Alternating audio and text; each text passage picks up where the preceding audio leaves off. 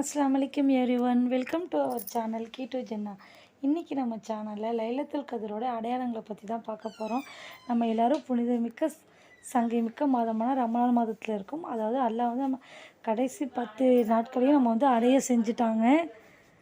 இன்ஷா அல்லாஹ் இந்த கடைசி 10 நாட்களில் ஒற்றைப்படையில் வந்து லைலத்துல் கதிரை தேடுங்கன்னு சொல்லியிருக்காங்க. இன்ஷா அல்லாஹ் நானும் தேட போகிறேன், நீங்களும் தேடுங்க. அல்லாஹ் வந்து நம்ம அனைவரையும் லைலத்துல் கதிரை அடைய செய்து அதிக நன்மையை அடைய செய்வானாக, செய்ய செய்வானாக. ஆமீன் கூறுகிறேன், ஆமீன் கூறுங்கள்.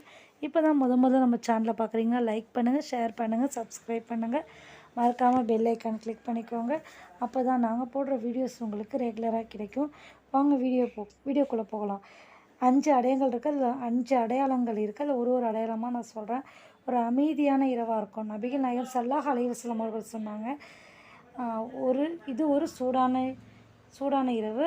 அது வெப்பமோ குளிரோ இல்லை. சூரியன் அதன் மீது சிவப்பு மற்றும் பலவீனமாக எழுகிறது.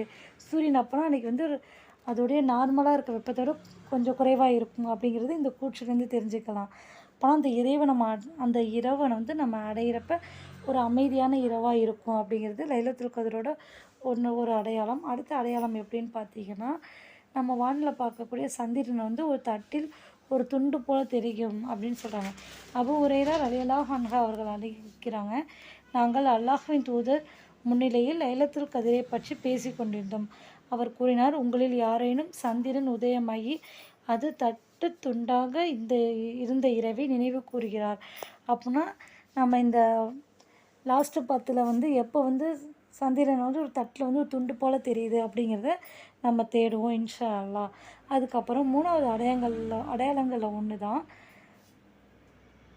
அது என்ன அப்படின்னு நம்ம பார்த்தோம் அப்படின்னா, மழை பெய்ய வாய்ப்பு உள்ளது.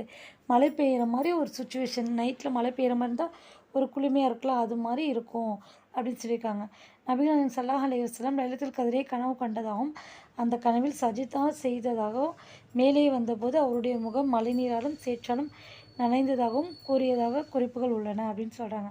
அப்படின்னா அந்த இரவில் வந்து மழை பெய்யறதுக்கான வாய்ப்புகளும் இருக்கலாம் அப்படின்னு சொல்லப்படுகிறது. அடுத்ததாக 4வது கூற்று பார்த்தீங்க அப்படின்னா வந்து, அடுத்த காலைக்கான சூரிய உதயம். சூரிய கதிர்கள் வந்து ரொம்ப பலவீனமாக இருக்கும். ரொம்ப அதோட இருக்கிற வீரியத்தை விட கொஞ்சம் குறைவாக இருக்கும், பலவீனமாக இருக்கும் அப்படின்னு சொல்கிறாங்க. கிட்டத்தட்ட நம்ம வந்து 4 கூற்றுகள் பார்த்துட்டோம். அமைதியாக இருக்கும், அந்த இரவு மழை பெய்கிற மாதிரி இருக்கும், சூரிய கதிர்கள் ரொம்ப வீக்காக இருக்கும், அதுக்கப்புறம் சந்திரன் வந்து ஒரு தட்டில் வந்து துண்டு மாதிரி இருக்கும் அப்படின்னு பார்த்துறோம்.